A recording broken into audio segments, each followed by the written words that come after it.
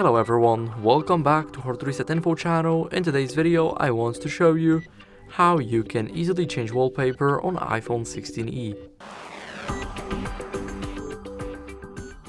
So first what you guys need to do is open the lock screen, and now here hold your finger for a couple of seconds, and here as you can see click on the add new, and here you can add a new wallpaper from featured, weather and astronomy, and many more.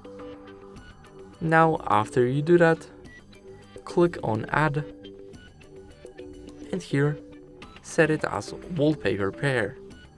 Now click it, and as you guys can see, our wallpaper is now different.